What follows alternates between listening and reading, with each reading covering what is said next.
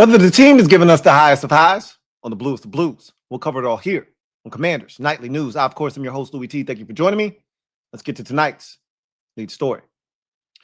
So we got a really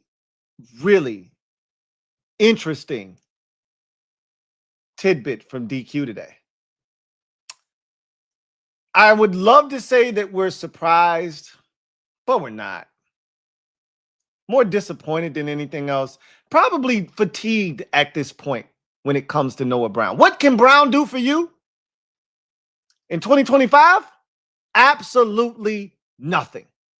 That's right. Noah Brown, wide receiver Noah Brown, who we were anticipating would be back this week. We thought he was dangerously close to playing last week. Thought he was going to definitely be back along with Sam Cosmi and potentially Terry McLaurin. And all of a sudden, this offense was going to be made whole again.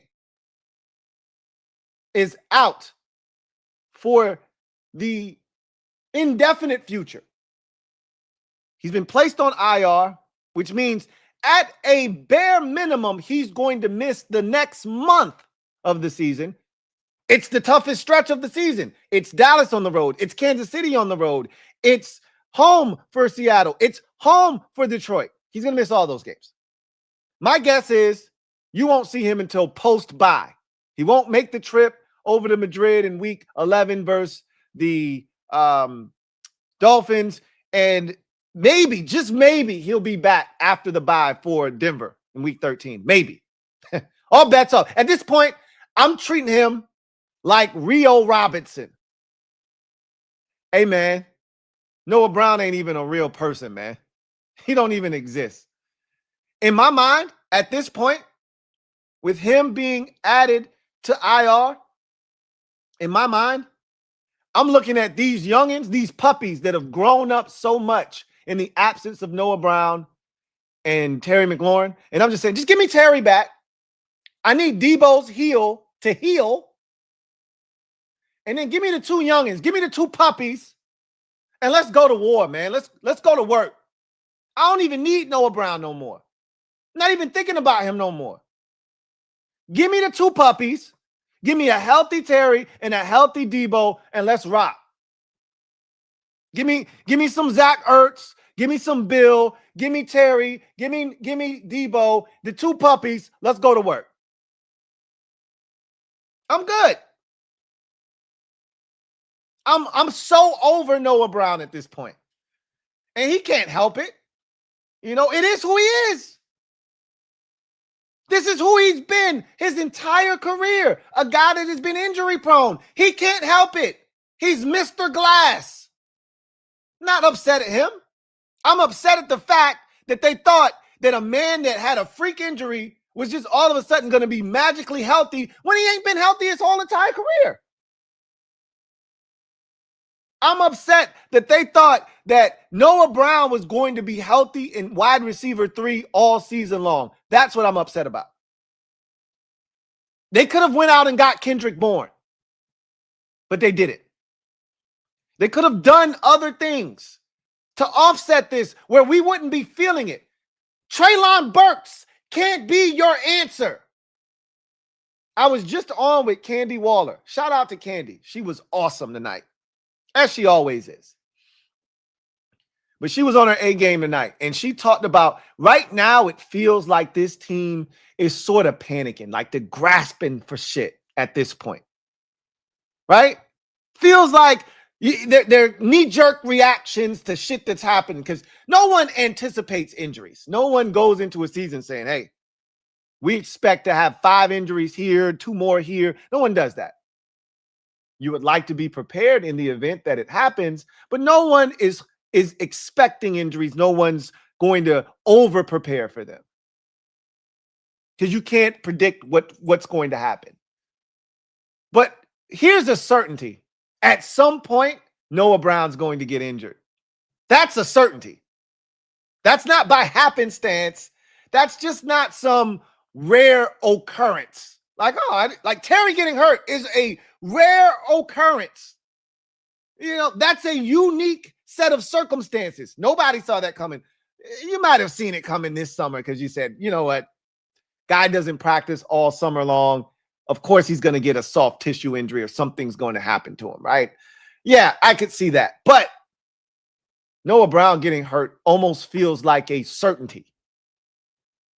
And I can tell you right now, they didn't do a good enough job. I'm talking about Adam Peters, hasn't done a good enough job of preparing this team for the event that Noah Brown didn't heal well. You think they just figured out that Noah Brown's groin wasn't responding to treatment and time?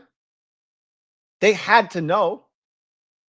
They probably thought he was going to be back sooner, or else they would have put him on IR.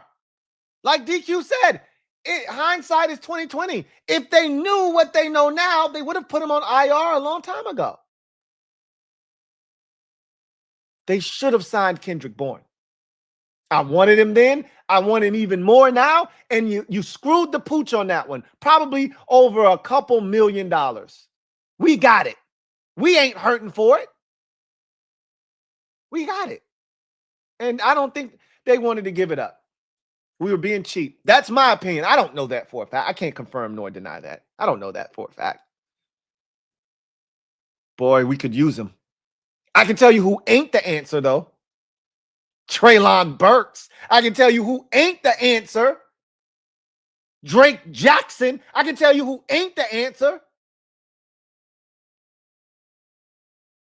I'm hearing too many people. Why haven't we signed Treylon Burks? Who gives a shit? You think Treylon Burks is going to come in here and solve something? Treylon Burks is ass. That's why he doesn't have a job right now. That and the fact that guess what he can't do? Guess what he hasn't been able to do in his NFL career? Stay healthy. But let y'all tell it. Treylon Burks, why haven't we signed him yet? Who gives a shit? Who gives a shit why we haven't signed him yet? He's not the answer any goddamn way.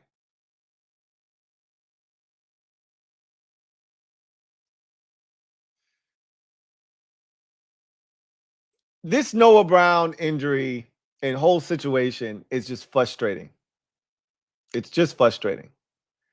And at the end of the day, Jayden Daniels, as long as he's healthy, I'm good. As a fan, I know I'm going to see a competent offense every week with a chance to win no matter who's out there. We just almost won a game with Chris Moore essentially playing wide receiver 1. Let that shit sink in. Like, let that shit sink in all the way in. Take a second. Simmer. Let that idea simmer on your brain for a second. Chris Moore, number 19, on your game sheet, but number 1 in your heart. Chris Moore was your number 1 wide receiver on Monday night. And we almost won a football game and would have won the football game without turnovers.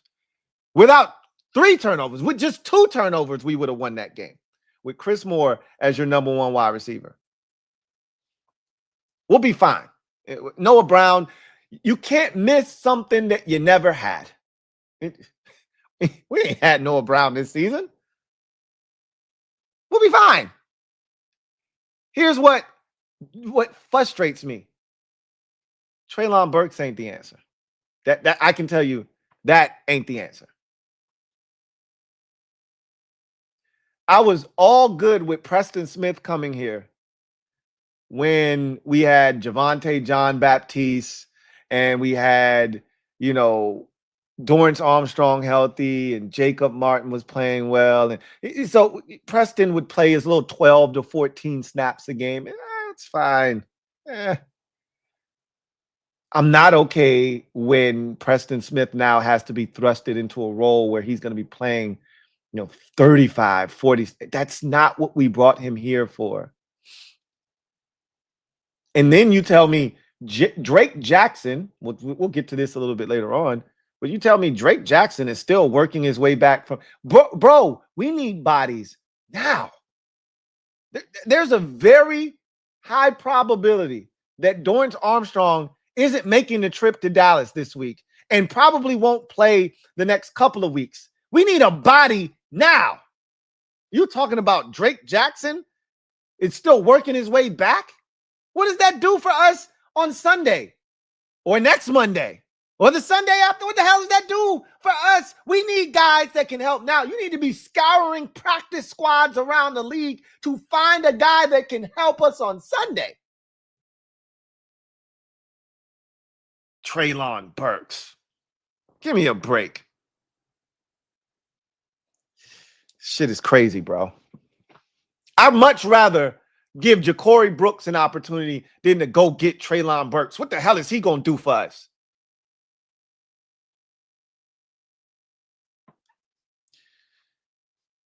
This is it for Noah Brown, right? Like, he'll be back potentially. Look, at this point, he doesn't exist.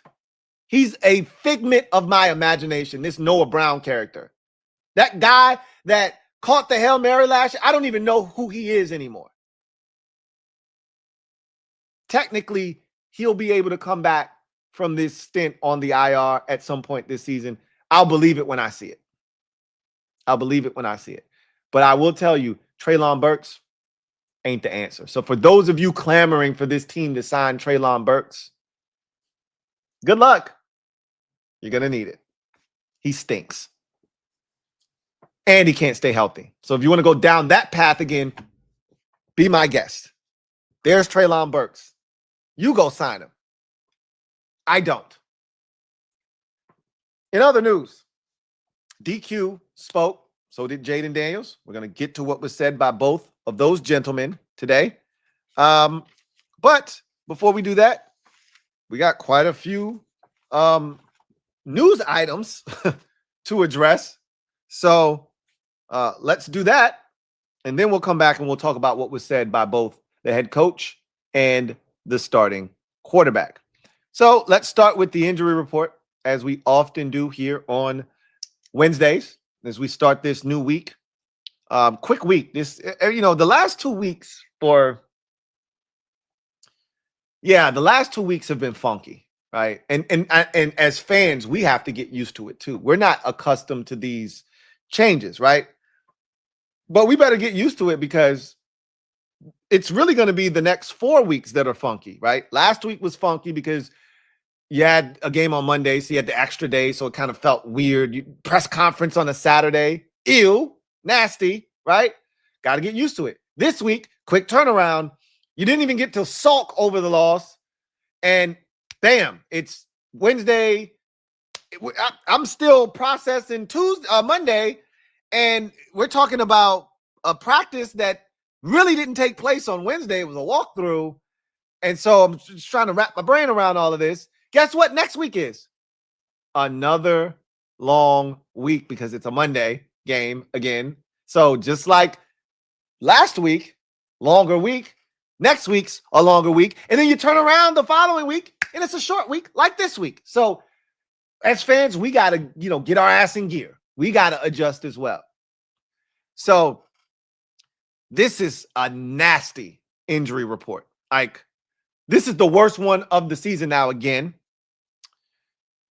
It's a lot of non-injury relateds that you're going to take off of this puppy tomorrow, and it'll look like a real injury report.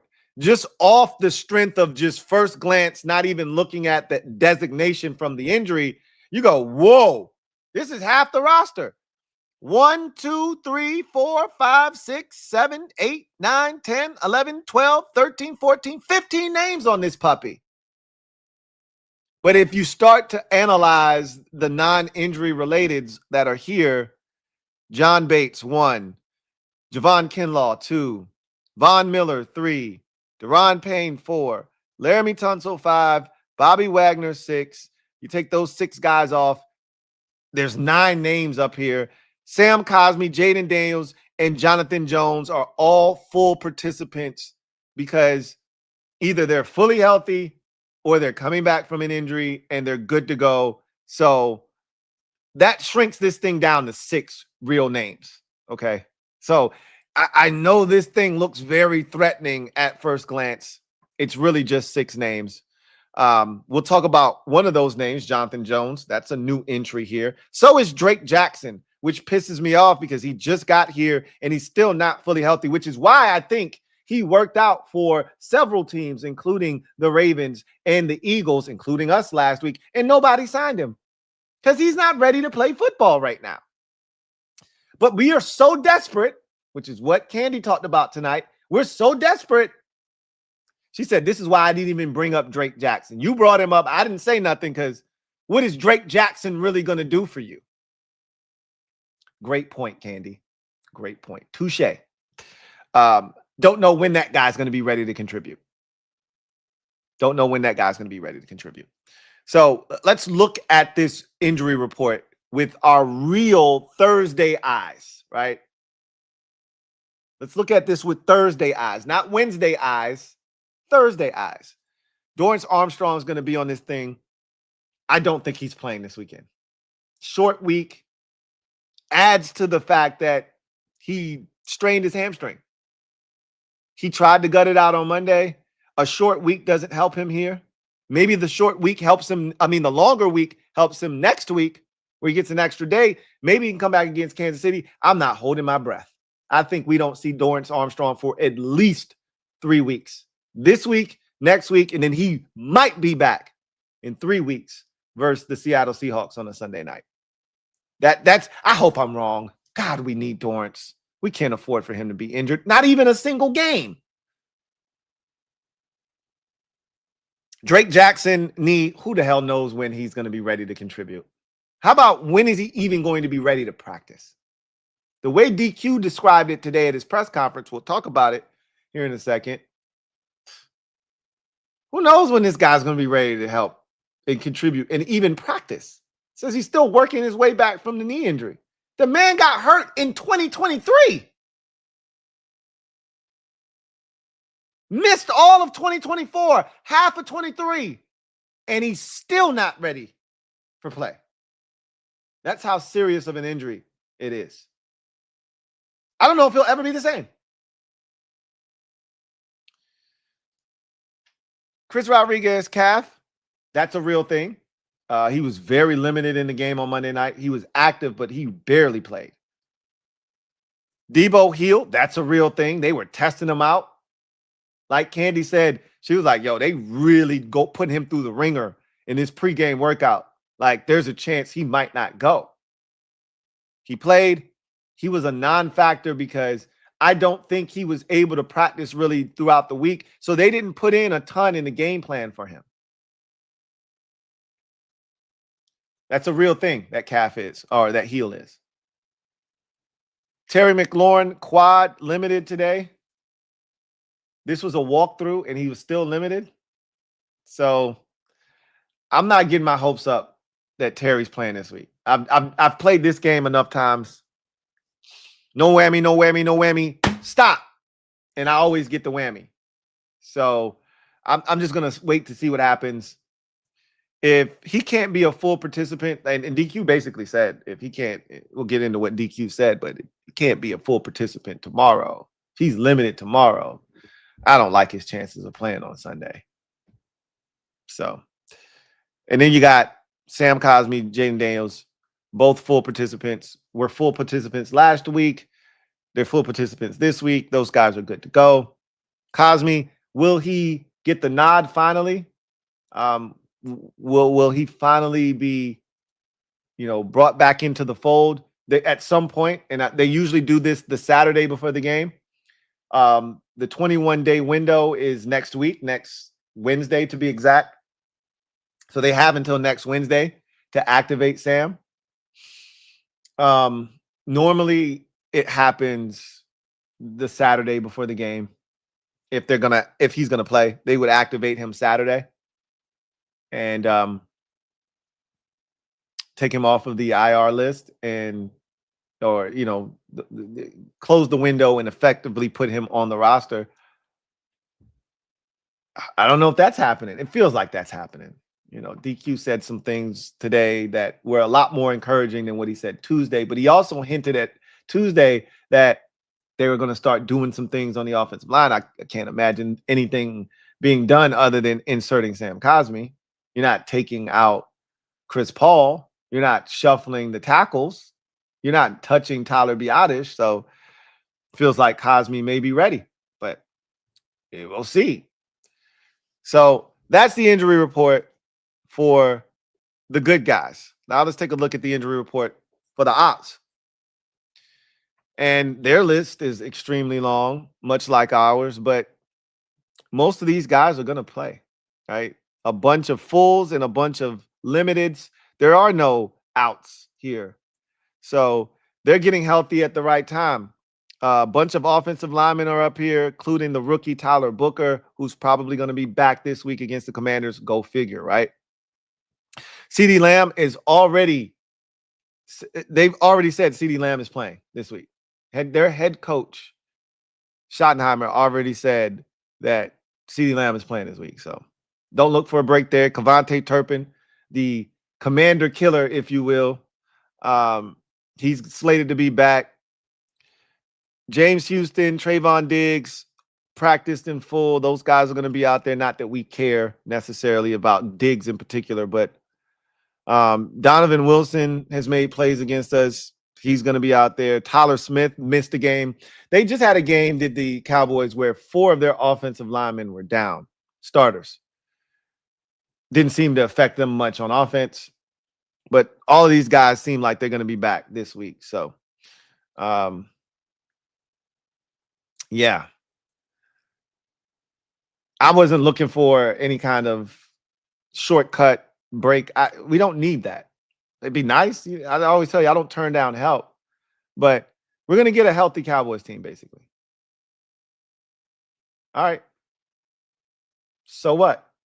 You can't, again, if you can't beat Dallas, then you're in trouble. But kind of felt that way, no Jayden against Atlanta. You can excuse that one. You could tell yourself that that's why we didn't win. We didn't win that game because the defense was awful. But if Jayden was out there, maybe we do win the game. Don't know. Don't care at this point. But we felt like we should beat Chicago, and we didn't. So, and that was at home. So who the hell knows what's going to happen when we hit the road against the Dallas Cowboys?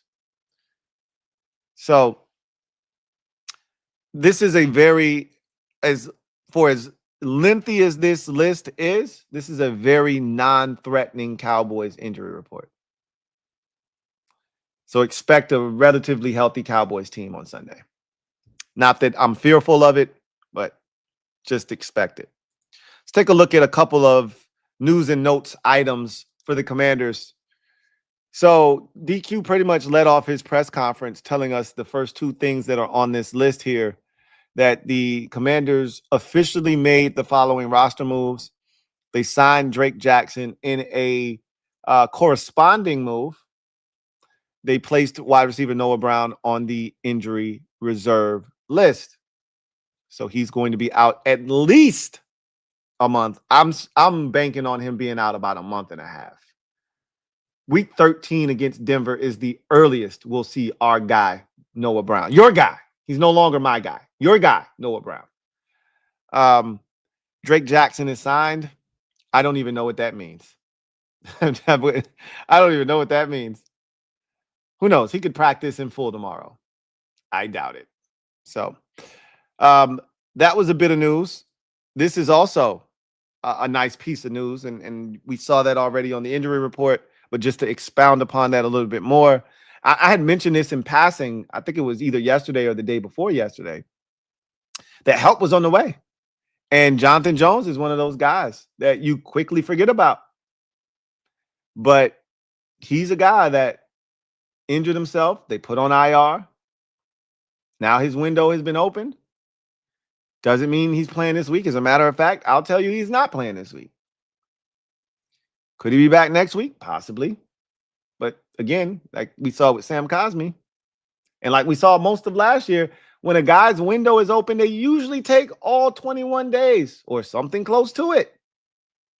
My guess is we still won't see Jonathan Jones for another 2 weeks. At the earliest, we'll see him is Seattle.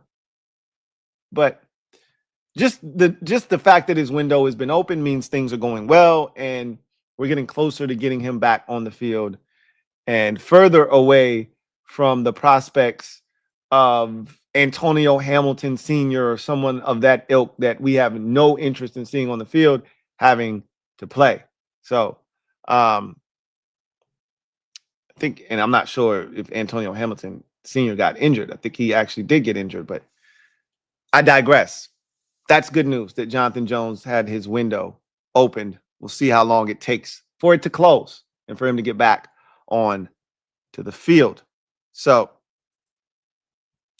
let's get to in other news, press conference edition. And we talk about what DQ had to say at his press conference today. So DQ, second day in a row we've heard from him. He talked yesterday after the loss, jumped back on today, first day of the practice week. Started with a injury update and some roster moves. We just talked about it. Drake Jackson officially signed to the roster. We knew that yesterday. It became official today in a corresponding move. And we were wondering, I was wondering, I won't put this on you guys. I was wondering, one, why are they interested in Treylon Burks? Why do they even want to work him out? Now it makes sense. And two, I was wondering, whose roster spot is Drake Jackson going to occupy? Someone's got to get cut. Someone's got to be placed on IR. Something's got to happen. In my mind, initially, I was like, oh, shit. This is why I told you I was nervous. I thought it was going to be DA. I was like, oh, shit. I don't even want to prepare for the news that we're going to get on Wednesday about DA. And every time in the Commanders Kings group chat, Ed or Rio posted a X link, I was like, here it is. Here it is. This is the one. This is the shit that I was dreading today. And I'd click on it and it wouldn't be anything to do with Dorrance. And I was like, huh. And then to see that Noah Brown was the one that actually was placed on IR. Total shock. Total shock that it's him. So DQ basically said, look, the groin wasn't responding the way that we hoped. So we just want to make sure he's fully healthy. We don't want to do the yo-yo thing. So they threw him on IR. He gave us an explanation on Noah, which is that it just wasn't responding the way that they thought. He said, hindsight is 2020. If we would have known then what we know now, we would have put him on IR, but we didn't know. So shit happens. We can't dwell on the past. We just know the shit ain't where we wanted to be. So now we are putting him on IR. So he then gave us a Terry update. He said Terry is in fact practicing today, which he did on a limited basis. Today was a walkthrough though. So take it again. DA practiced today, right? Did he? Let's go back and look. I'm not sure. I think he practiced. No, he didn't practice. He didn't practice. So it was a walkthrough. So Terry was, it's a jog through rather. Terry was able to get out there and jog. Can he actually open up and run? Or as DQ called it, can he do a simulated game? That's when they'll know. They say he says that they're encouraged by what they've seen from Terry, but can he compete in a simulated game? Simulated movements, the ability to run routes, get up to the line of scrimmage. If they're going tempo, run another route, stop, start, change of direction, dive for a football, get up, all that good stuff. Simulated game. We'll see if that takes place on Thursday. He then gave a Dorrance Armstrong update. And he's like, yo, Dorrance is a competitor. Same thing he said about Noah. And he basically said, Dorrance was fighting in and out of the lineup, in and out of the game on Monday night. He was able to, he made it seem like Dorrance was able to participate today, but he's like, we'll have a better sense tomorrow. Anytime he says they'll have a better sense the next day is usually not good. So I am really nervous that this Dorrance Armstrong injury is going to be one that keeps him out of the lineup for not necessarily a significant amount of time, but enough. Any time is too much time. Any time is too much time. DQ was asked, were teams, playing the offense differently because there's no Terry? And he really didn't answer the question. Yes, teams are playing us differently without Terry. Of course they are. I told you, I gave you an example of that last night or 2 nights ago when I talked about the Bears blitzing 5 guys, right? Rushing 5 guys 13 times on Monday night. The previous high for them in a game this season was 5. 5.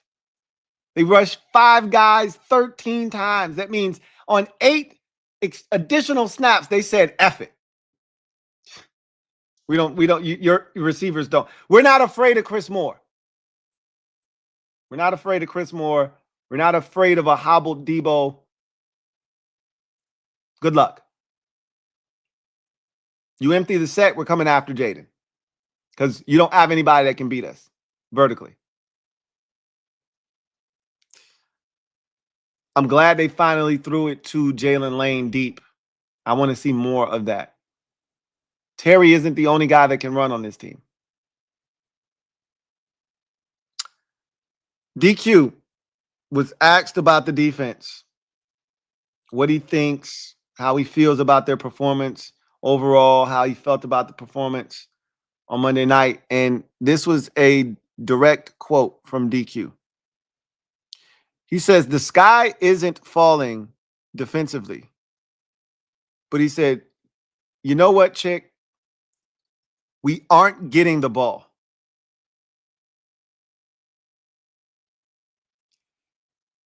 DQ cannot stand the fact that we don't generate turnovers. And I'm right there with him because I'm one that advocates that this defense is not as bad as it was last year. And that may fall on deaf ears with some of you. It may go in one ear, out the other with some of you. But you have to acknowledge the fact that this defense isn't even remotely close to how bad it was a season ago, especially if we would have been healthy. This defense with Dietrich Wise on one side, Dorrance on the other side, the 2 defensive tackles, Will Harris was playing really well before the injury. This defense had a chance to be really good. It did. The injuries have definitely taken effect. But move that aside. Injuries happen. They're part of the game. Everybody's got them. No excuses. The defense is still better than it was last year. The problem is, last year we got turnovers. And I know you're saying, what turnovers? Touche. We had 16 turnovers. At least we averaged a turnover a game basically last year. At least we did that. We're through 6 games and we have 3 whole turnovers to our name. Again, if we were to extrapolate this over the life of this season, we'd end the season with either 8 or 9 turnovers. 8 or 9 turnovers.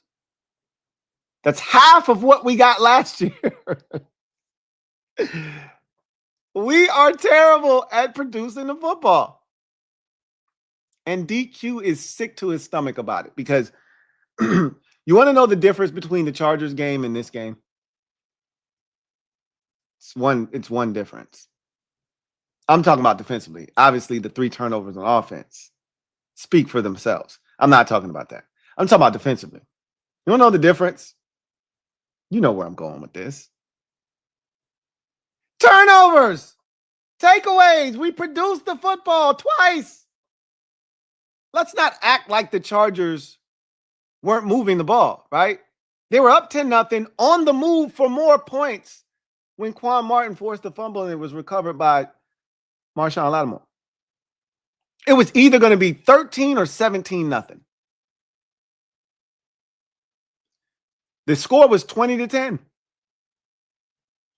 Just like it was 24-16 versus the Bears. The Chargers were at the 4-yard line. They were going in for more points. It was third down, and if that pass was incomplete, it would have been fourth down, and they probably would have settled for the field goal. Cut it to a one-score game. But we got the interception. Tip pass from Johnny Newton, intercepted by Mikey Samerson. That was the difference in the game. You produced 2 turnovers at a time when the Chargers were threatening to score both times. You erased scoring opportunities and gave the ball back to the offense. And on both of those possessions, the offense scored points. 14 to be exact, off turnovers. That's what the game is missing, and DQ is sick about it. The question was about the defense, how you think it's playing, and he's like, look, honestly, chick, we aren't getting turnovers, bro. Like, that's the shit that's keeping me up at night. We had chances in the game on Monday night. Quan Martin. Look, Caleb Williams was doing the thing that we knew he was going to do if we just put him in the position to do it. He started pressing. They called a shot play, and he couldn't help himself. I got to make a play. And he threw into double coverage, and it should have been picked off. We just didn't make the play. Mikey Samer still in great position. We've been told by Joe Witt Jr. and others many times, most interceptions, tips, and overthrows. This was an underthrow, and it was right to Mikey Samer still. And the ex-wide receiver, instead of using his hands, tried to catch the ball like a defensive back. He needed this. He gave us this, hit right off of his shoulder. Here, probably a pick. Here, right off the shoulder. You're supposed to be an ex-receiver, bro. Use your hands. Unless they don't work. So, again, ball had a chance to be life, but we rather be on life support. All right? So, DQ said the sky isn't falling defensively. I agree. But if you can't produce turnovers, we're going to struggle on that side of the football. We're not good enough on a week in, week out basis to just try and get stops and have that be the way that this defense stays afloat. We've got to supplement the stops with a turnover here and there. Takeaway here or there. And we're just not doing that. DQ said that Cosme had a hell of a practice last week, and they feel really good about where he is, but he still wouldn't commit to Cosme being on track to play this week. So there's still this kind of fogginess when it comes to DQ's or Sam Cosme's status for this upcoming week against Dallas. I still contend he's going to be out there, but shit, I've been wrong every step of the way when it comes to guys getting back on the field. Noah Brown's supposed to have been back, for the last 2 weeks. Terry was supposed to have been back. I don't know if I ever thought Terry was going to be back. But Jayden was supposed to be back. The first week he got hurt. Then the next week against Atlanta, he was supposed to be back. And he wasn't either. So I'm the wrong guy to ask for this shit. At this point, we'll just see when Cosme finally gets the green light. Feels like it's this weekend. It's always been week 7 against Dallas. Right? Once it wasn't week 1, it was week 7. It may not be till week 8 against Kansas City. Who knows? I'm still holding that week 7 Dallas card in my back pocket. He talked about Bill's fumbles. And he said, look, he's a young guy, bro. It's a part of the process. And I'm like, all young running backs don't have to go through a phase where they fumble the football. So I don't really know about that one, DQ. You don't know about the whole, everybody's got to go through it. Josh Conley Jr. at tackle. Going up against Murderers Row. Yeah, okay. I can buy the whole, hey, look, bro. Baptism by fire. He's got to take his lumps. There's going to be struggles. Yep, I get it. Running back, though, nah, it don't have to be. You don't have to fumble the ball to learn a lesson. But there are lessons to be learned from fumbling the football. Hopefully, our guy, B.I. Double, has learned those lessons. And DQ says sometimes the only way to see if a guy has learned his lesson or not and is grown from a mistake is to put him back out there and see what he does, which is what they've done to their credit.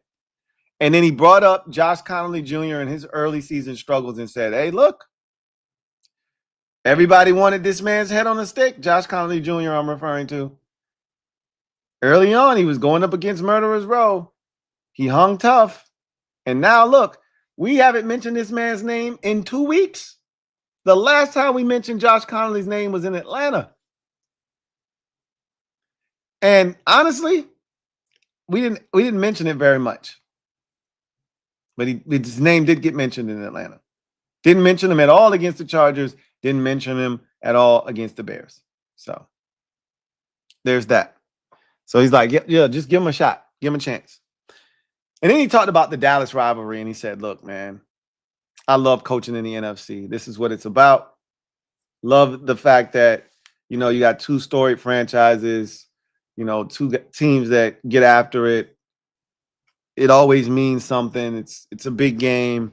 He's been a part of this, obviously, with Dallas, but it's taken on new meaning for him being a head coach of the Commanders. And so he said we show them clips of past games against Dallas and some of the plays being made by Redskin football team, Commanders, etc. But he said ultimately it's about us. It's about right now, what we're doing, and we got to find a way to get it done. So thought that was really cool of him to acknowledge this rivalry and what it stands for and what it is. So then we get to JD5's presser. And DQ told us yesterday that Jayden sent him a text message. And he said it just continues to hammer home the point that this kid is incredible and he gets it. He said, I'm not going to share with you what those text messages, entailed, but we had a text message exchange, and this dude is a competitor and he's locked in. So, of course, they're going to ask Jayden about the text message exchange with DQ, not necessarily the context or contents of the text messages, but rather what made him decide to send them. And he basically said it was on his heart. It felt like he needed to say it. So he sent it. And it's part of the reason why we love him, right? Very forthcoming guy. He gets it. He gets it. He was asked, what would Terry in his presence back in the lineup do for the offense? And he's like, it would provide a huge boost. We know what Terry is capable of doing. We know that teams have to defend him a certain way. And if they don't, I'm going to have an opportunity to hit a big play to him. So he said it would be huge. We know. He talked about executing on third downs. And he said, well, first of all, let's not get to third down, which we've been phenomenal on first and second down this season. But if you do get to a third down, we got to find a way to execute, keep the sticks going, right? Move the chains and keep that time of possession flowing in our favor. That'll also allow you to run tempo. So a lot of things come from getting first downs, whether they come on first, second, or third down. A lot of things come with getting first downs, and tempo is one of them. He talked about his accountability on Monday night and why that was so important. And he was like, I'm the quarterback. That's what I'm supposed to do. I'm supposed to shoulder the blame. But he's like, strip all of that shit away. It was my fault. So I feel like I have to be accountable and say that so that my teammates understand that I messed up and I vow to be better. And sometimes guys just need to hear that. And, Jayden, to his credit, last week talked about accountability and holding guys accountable. So it starts with you. You can't point the thumb. You got to point the finger. That's why I love this dude. He talks about responding to the loss on Monday Night Football. And he said, You know, you can't dwell on it. Obviously, it sucks, but we got a quick turnaround. Got to get ready for Dallas. We won't have time to sulk. We got to get to work. So that's the benefit of playing on a short week, is that if you lose, you don't have a lot of time to sit and stew in that loss. You got to get to the next one. It's on to the next, on to the next one. If you win, it sucks equally as bad, because now you don't get to celebrate as much. We much rather have been celebrating on Tuesday and then back to work Wednesday than the alternative. He talked about the short week this week and how, you know, it's a little bit different from a preparation standpoint, but they'll be ready. We'll see. We'll see. He talked about adjusting the wide receiver injuries and how that affects the offense. And he said there's definitely a lack of timing with the receivers. In certain instances, you can see that, by the way. He then talked about time on task, essentially, getting reps with guys. And I think that's why you saw Chris Moore get so many targets. Why? Because Jayden's comfortable with him. He's been the guy that's been out there at practice. That doesn't bode well for us. But Jayden, and I talked about this on Thursday Night Football, when I talk about Thursday night behavior.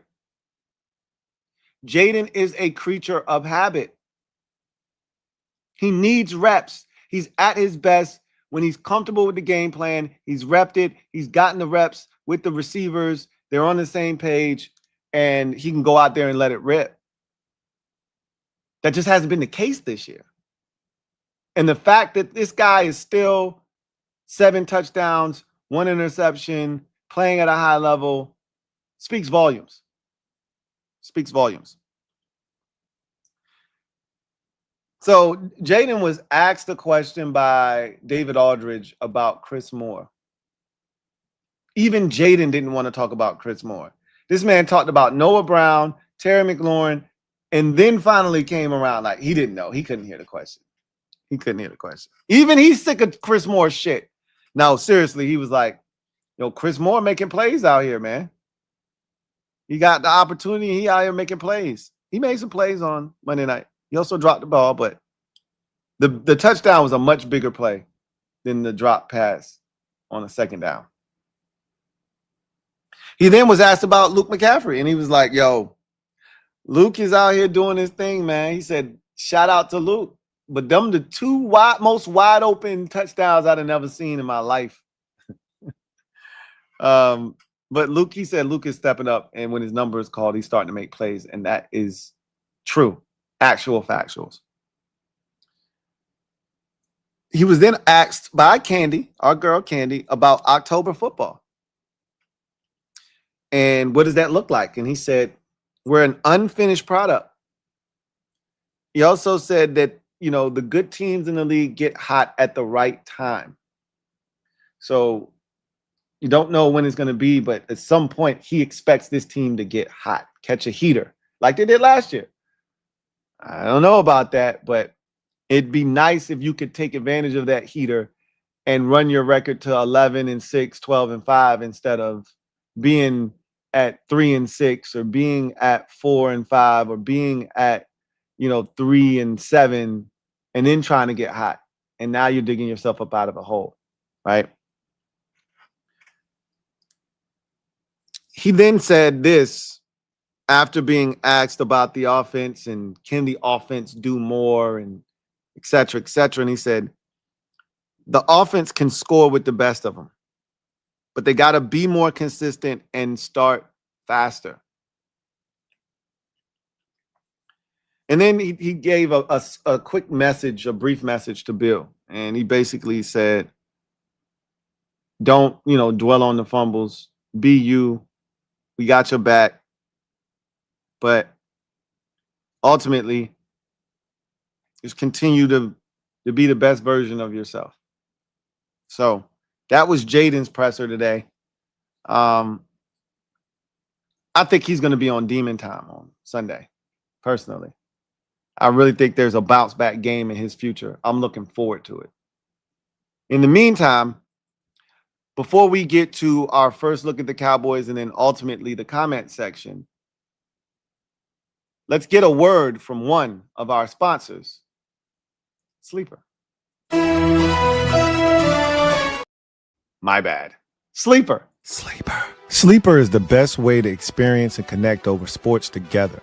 It's a one-stop shop for all of your sports needs. You can celebrate and chat in the games in real time with other users, get the fastest scores, blazing fast news and alerts right at your fingertips. Play in fantasy leagues and win real money on picks contests. So enjoy sports the way they were meant to, together. Download the #1 sports app today. Predict the hottest football stats like passing yards, receiving yards, touchdowns, interceptions, and much more to cash in on your daily fantasy football skills. Use promo code LTN and Sleeper will match your first deposit up to $100. Terms and conditions apply. See Sleeper's terms of use for details. Currently operational in over 25 states. Check out Sleeper today. Sleeper. All right, so let's take our first look at the Dallas Cowboys in week number 7. This is a team coming off of a tough, hard-fought loss on the road to Carolina. We may look at Carolina as a charity case, as they've been, probably each of the last 4 or 5 years, but that's not who this Carolina Panthers team is this year. They're at 500. They've had 2 wins in a row. They're playing good football. They're a confident bunch. And, Dallas went in there probably thinking they were going to just show up and win, and it didn't happen. Rico Dowdle went off for over 200 yards of all-purpose offense, hurt Dallas on the ground, hurt Dallas through the air. Bryce Young hurt them. Ted McMillan hurt him. He also hurt his own team, having the ball go off his hands and get picked off. But nonetheless, the Panthers were victorious. They did enough to win the game. The Commanders come into this game with struggles of their own, obviously losing to the Chicago Bears on Monday Night Football, turning it over 3 times, and being a team that just seems to be allergic to takeaways. Dak has started this season off impressively. People are acting as if they've never seen Dak do this before. He's done this in the regular season before, but he is playing at a very high level. And I don't think he's ever done what he's doing right now without the aid of a defense that's creating turnovers, giving him great field position, etc. He's doing this all on his own. The defense is absolutely putrid, and he's having to go out there every week and put the cape on, and it just hasn't been enough, to the tune of 2-3-1. Because of our misstep on Monday, this game all of a sudden is for sole possession of second place. We win, we separate ourselves like we had the chance to do on Monday night, and take sole possession of second place without the Cowboys breathing on our neck. Right now, they got their hot-ass breath on our neck. A loss to Dallas on Sunday, and the Cowboys would catapult the Commanders at 3-3-1, and we would drop beneath them at 3-4. This is a big effing game. If you're an Eagles fan out there, this is what they want: chaos beneath them, right? They want Dallas to beat us. They're rooting for that because they're afraid of us. We are the biggest threat, not the Cowboys. We have the best quarterback in the division. We have the best chance of unseating the Eagles, and they know it. And so they want chaos beneath them. We have to try and avoid that, which is why winning on Monday was such a big effing deal, and not doing it an even bigger one. That said, the Cowboys have been, with Dak Prescott, some of the best kryptonite for the Commanders / football team / Redskins since he took over as a starting quarterback back in 2016. We have zero answers for Dak Prescott basically when he starts the game for Dallas. When we've beaten Dallas over the last 9 years, basically it's been when Dak's been out of the lineup. We won once last year. It was against Trey Lance. We don't beat Dallas for whatever reason. We just don't do it. Our probably most fondest memory here over the last 5 or 6 years against Dallas probably came in 2020. when JMU was starting for the Dallas Cowboys that day on Thanksgiving. And Antonio Gibson waved bye-bye to the Cowboys as he jaunted into the end zone, and we scored 21 unanswered points in the fourth quarter and won 40-23 or some shit like that. Whatever it was. It was a lot of fun.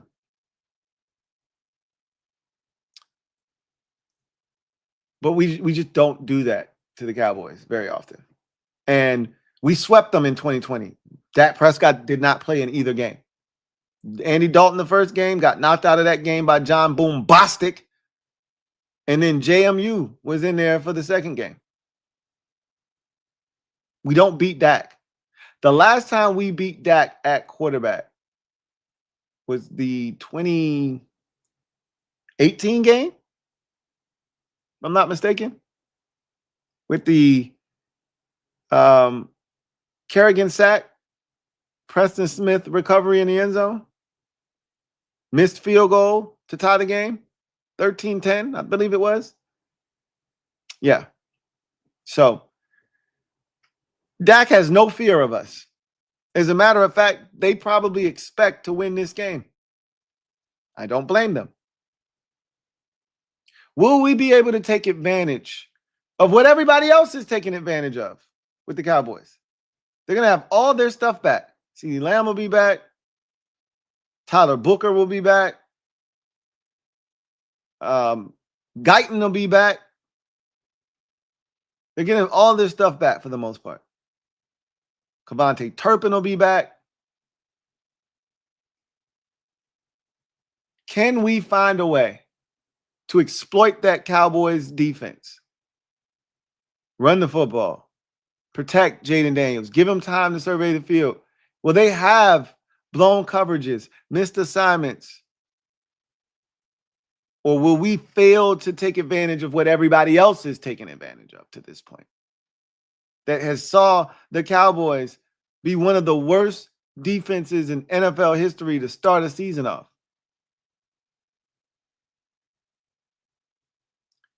We're going to find out. I'm excited about this game, but I'm also hella nervous because I couldn't tell you right now what is going to happen.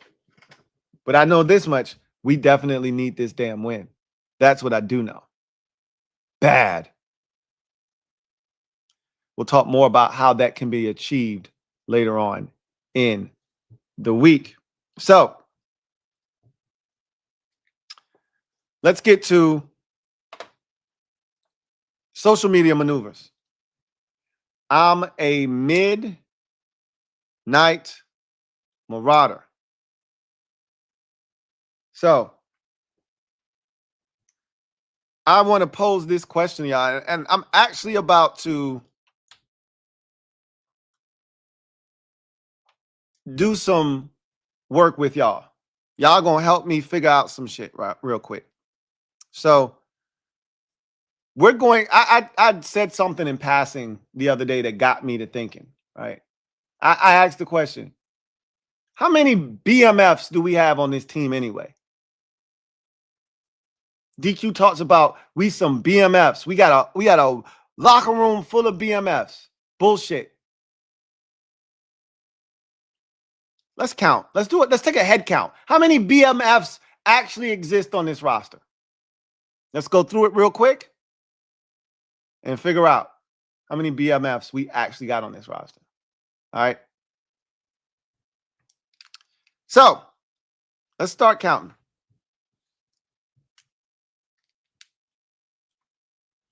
Let's start with the offense.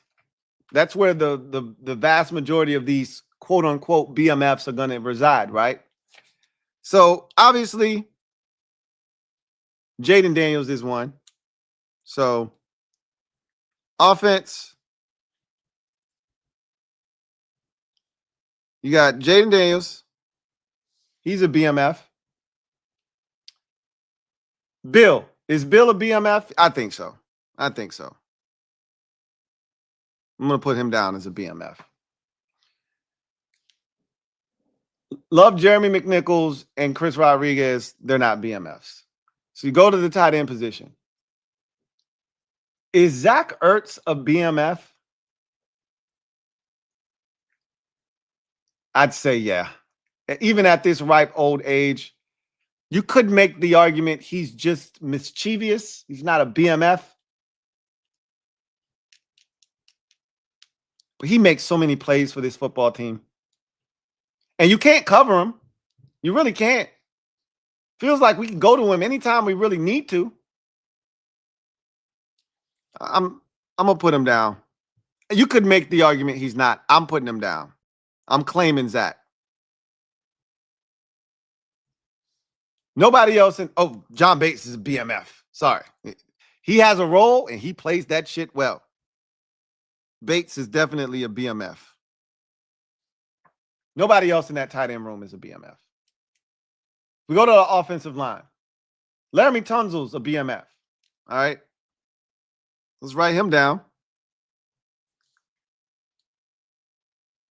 Chris Paul isn't a BMF. Is Tyler Biadasz a BMF?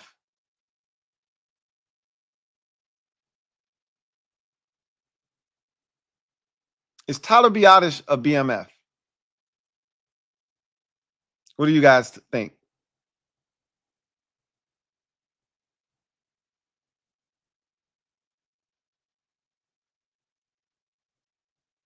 Yeah, no, he's mischievous.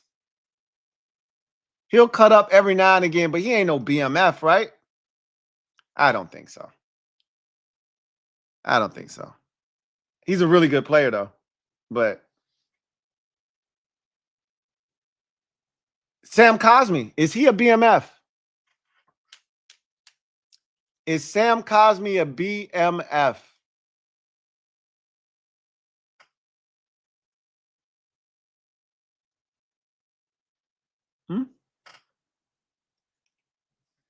Is Sam Cosmi a BMF? And you can't just go off of the fact that he hasn't played. You got to look at his body of work. Yes, Sam Cosmi is a BMF to me. Josh Connolly Jr., not a BMF yet, obviously. Not a BMF. And none of the backups are. So you go to the receiver position. Terry McLaurin. He's definitely a BMF. Hasn't been healthy this year, but he's a BMF. Before we started this exercise, I said there were 10 at most BMFs. 10. Debo's a BMF. Debo's a BMF. He's proven that in these first 6 games, and he didn't even do nothing last game.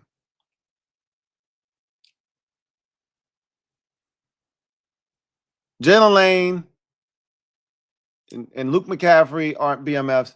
Chris Moore is a BMF. No, I'm bullshitting.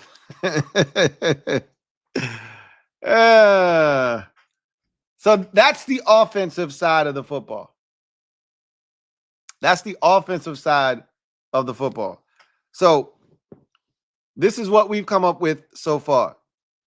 1, 2, 3, 4, 5, 6, 7, 8 BMFs on the offensive side of the football. And those 8 are JD, Bill, and you could make the argument that Bill is not a BMF quite yet. I'm listening, but I see the talent. I understand what he could be, and I've seen enough of what he's capable of to say that he is one. Ertz, Bates, Tunsil, Cosmi, Terry, Debo. That's what I came up with. You're right, Sean. That's my list that I came up with. That's the list that I came up with. It's 8 guys. Okay. Let's go to the defensive side.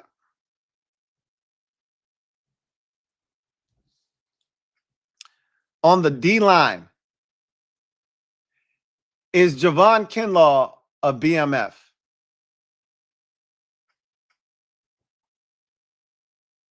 Is Javon Kinlaw a BMF?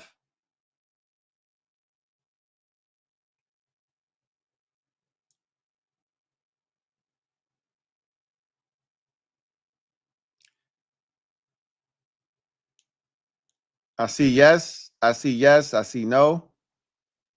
Yes. Javon Kinlaw.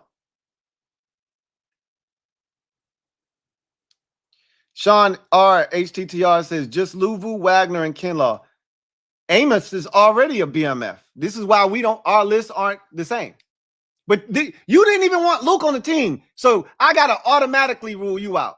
Your opinion is null and void because you speak in definitives, just like you just did. You speak in definitives and you leave no room or no margin for error either way.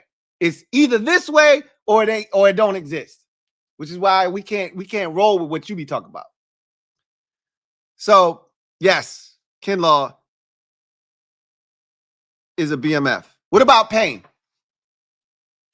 What about Payne? What about Payne?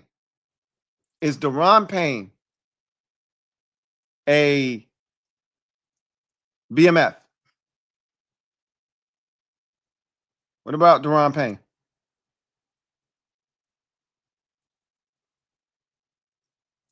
Payday Payne, yes. Yep. This year, yes. Yes. Contract year Payne is a BMF. I see more yeses than nos. So we're going to write them down. Y'all said yes. We'll write them down. What about DA, Dorrance Armstrong? He a BMF? He's top 3 in the NFL in sacks right now. Probably going to miss some time, though. Sucks, because he was on pace for 17 sacks this year. What about Dorrance Armstrong? What about Dorrance Armstrong?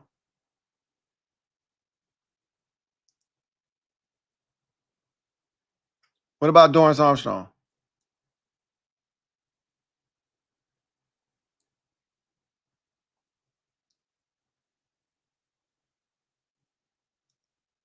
Seeing a lot of yeses. Few no's, but DA. Y'all say yes. All right. What about Frankie Louvu? It's Frankie Louvu. Is screw loose oos a bad mother? What about oos?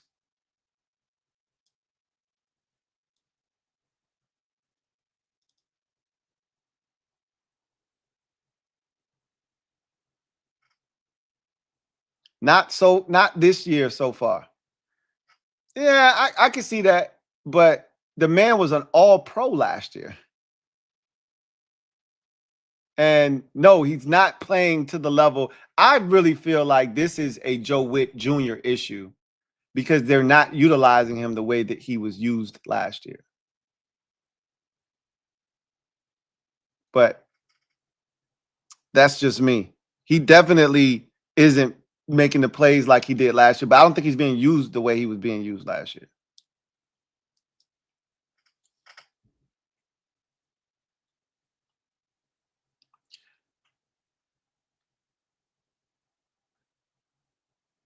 Oos is definitely a BMF. He's the definition of a BMF. Like, what are we talking about? What about Wagner? What about Wagner? What about Wagner?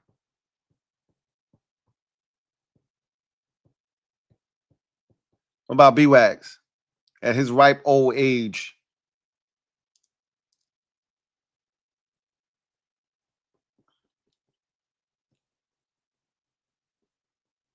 Gramps BMF, an old BMF.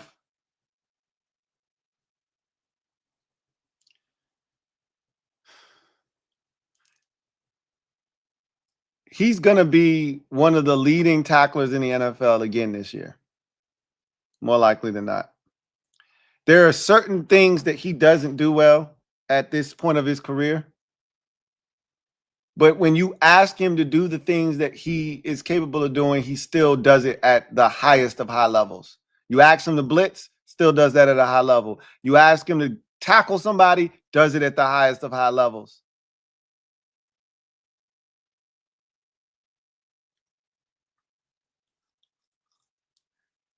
Yeah.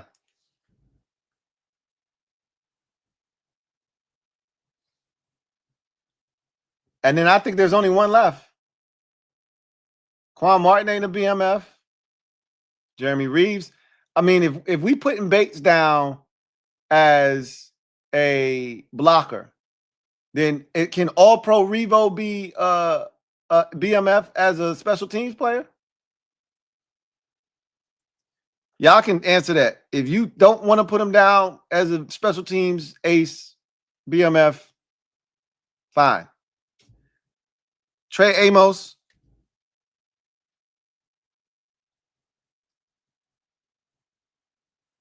What about Mikey? That's the last guy to put down on the defense, and then we got to have a Revo conversation. I personally think Revo deserves to be on this list based off of his special teams prowess, not because of him as a defender. What about Mikey? Amos ain't up for debate. He already on the list. Amos is already on the list.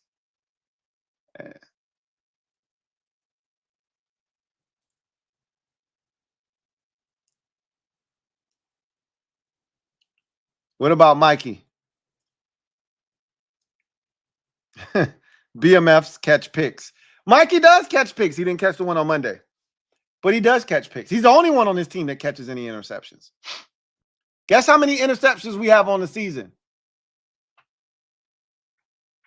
2. Guess who caught both of them? Mikey.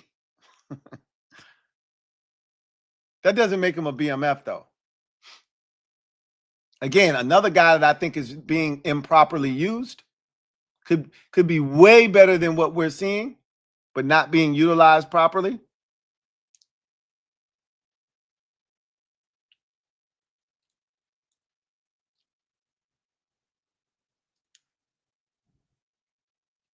All right.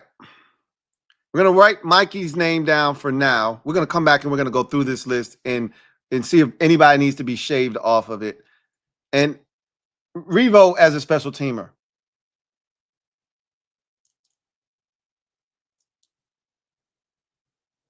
Revo is a special teamer.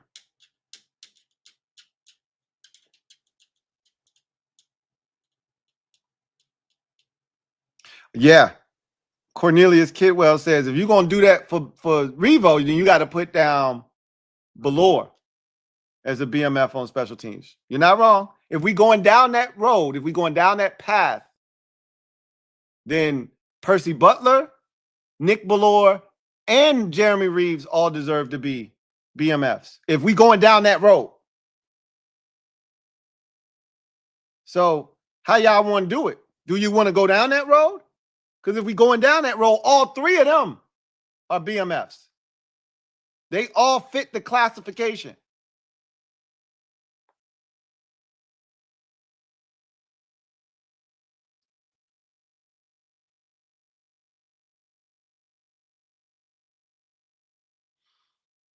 All right, so we're going to create a specials category. Since we did one for offense, one for defense, we're going to do one for specials. So Revo,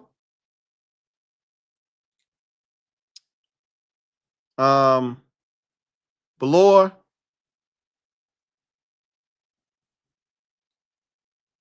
Percy, and y'all want to put Tress?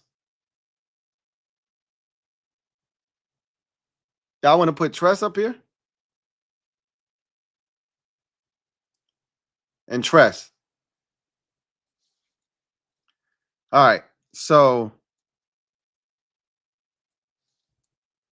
1, 2, 3, 4, 5, 6, 7, 8, 9, 10, 11, 12, 13, 14, 15, 16, 17, 18, 19.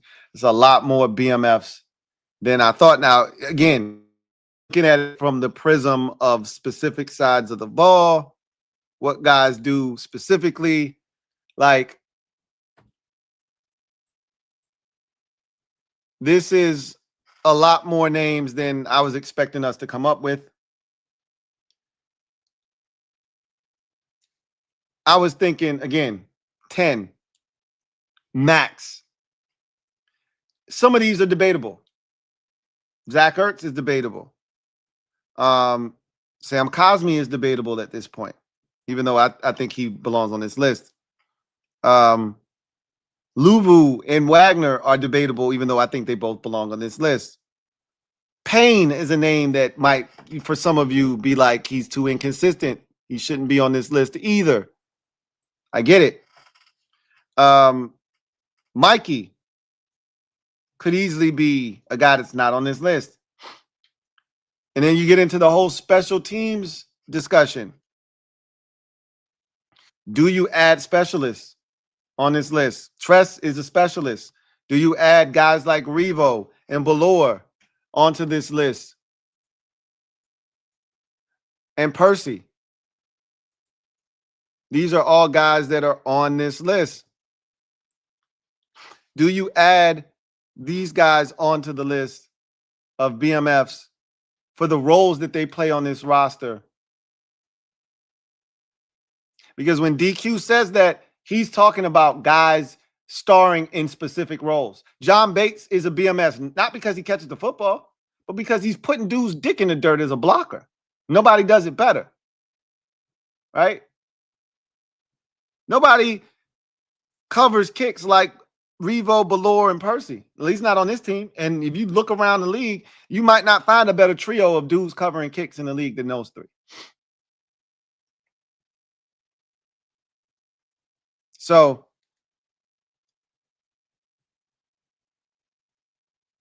I think it's a hell of a debate. I can't wait to have it with the Kings. I'm going to bring this up to the Kings. I was going to do this with the Kings on Tuesday. We weren't able to get together for the show. We'll do this tomorrow because the Commanders Kings are going to be live tomorrow night during Thursday Night Football. So I'm gonna have this discussion with the Kings and see what they say. I guarantee you they're gonna trim this list down. They're gonna trim this list down. I don't know how many. They're gonna trim this list down. It's 19. That feels a bit much. Feels a bit much. I think they're gonna trim this list down to somewhere in the 15 to 14 neighborhood is my guess, which is still more than what I thought, to be honest with you. But I digress. Let's get to the comment section and then we'll get out of here.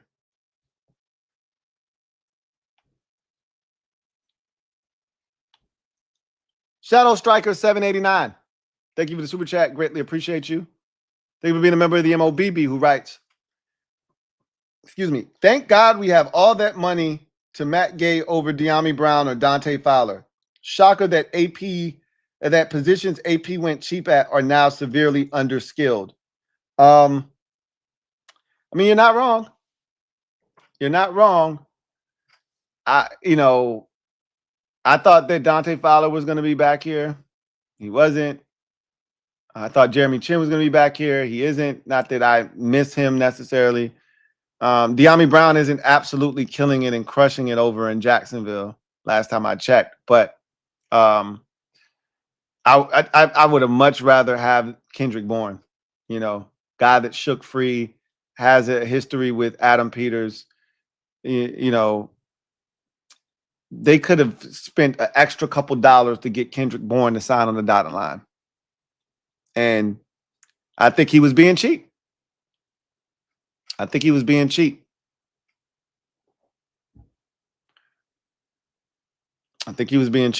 So, and what I've seen from AP is he can be a bit frugal. Like I've said, this is one thing I can respect about him. You don't have to love it, but you do have to respect it. Is that when he believes in something, when he sets a price point for a player, this is how much I think a guy is worth. He does not, I repeat, does not waver from that amount. He stands 10 toes down on this is what I think you're worth. This is the deal that we have on the table. You could take it or you could leave it. You don't like it? Go see what you can find out there, man. We appreciate your time. We've seen him do that. He's run that play several times. He's run that play several times. So it is what it is at this point. Video channel. Thank you for the super chat. Yeah, D. Bosby. AP not paying the 5. I ain't paying the 5. He clearly is not paying the 5. Video channel. Thank you for the super chat. Greatly appreciate you. Thank you for being a member of the MOBB who writes, Lou, not ready for the Pickens versus Wags ISO in coverage. Also begging for more McGee on Sunday. His snap count was professional malpractice on Monday Night Football. I for the life of me, can't understand why Joe Witt Jr. can't get it through his skull that you have to find a way to get Jordan McGee on the field. I can't understand why that's hard for him to understand. He keeps coming at it from the angle of you got 2 really good linebackers. I get it. Find someone else to take off the field. You think Preston Smith at this age is doing any good for this team? Take his ass off the field. Put Jordan McGee on the field in place of Frankie Louvu, who is now on the field in place of Preston Smith. In certain instances, I'm not saying that's what you roll out as your first, second, and third down defense with Frankie Louvu playing all defensive end. But you can't tell me that there's not a way that you can finagle this, that you can't take Mikey off the field in certain instances when you know they're running the football like they were at the end of that damn Bears game and put Jordan McGee on the field instead. You can't tell me that there aren't times where Darnell Savage is on the field and you can't take his ass off the field and put Jordan McGee. There's ways you can do this. And he just keeps leaning on the crutch, on the lazy narrative of the low-hanging fruit of, oh, we got really good linebackers in front of them. If teams are playing in 12 personnel, 13, then we can get them on the field. Bullshit. You can get them on the field in 11 personnel if you want to. You can get them on the field in 11 personnel if you want to. There's ways that we can finagle this. Frankie down the defensive end. Him taking his spot at linebacker. There's ways you can finagle it. I ain't trying to hit a shit. Figure it out. It's bullshit. I do know that. It's bullshit, and I'm sick of it. Anyway, I digress. I appreciate y'all rocking with me this late tonight. Shout out to everybody that did both streams, the one with me and Candy and the one here on Commander's Nightly News. I look forward to chopping it up with you guys tomorrow. Tomorrow we will dive into the Cowboys, go behind enemy lines, talk about where the Cowboys are most vulnerable and how they're going to look to try to take advantage of us, but what we can do to try to attack them, places that they're weak in. Defensively, pick a spot. You can close your eyes and point, and they're weak there. Can we take advantage is the question. We'll hear from the coordinators tomorrow. That should be interesting. I'm waiting to see what Joe Witt has to say tomorrow. At this point, I'm not even looking for necessarily him to be accountable as much as I really want to know what happened on the 3rd and 4. Even DQ didn't seem to be pleased with that third and 4 call. I really would like to know what the hell happened there. I hope somebody grows a pair and ask him about that 3rd and 4. That was a bullshit ass call. And at the most critical juncture of the game, you got our guys dropping, 5-6 yards beyond the sticks in the soft zone coverage and allowing the tight end to run right to the sticks, sit down, and catch the football for an easy first down. It was one of the easiest plays that Caleb Williams made all night. In a pressure situation, you didn't force Caleb Williams to have to read the field. You didn't force him to have to come off his first read. You didn't force him to do anything but to just wait for his guy to run to the sticks and turn around. Sad. I hope somebody asks him about it. He might even bring it up himself. When he addresses the media, when he first sits down, he may bring it up himself. I doubt it. Hope somebody brings it up. But anyway, you guys, Have a good one. Take care. I look forward to chopping it up with you guys tomorrow. And the Kings will be in full effect tomorrow. Looking forward to chopping it up with those fellas.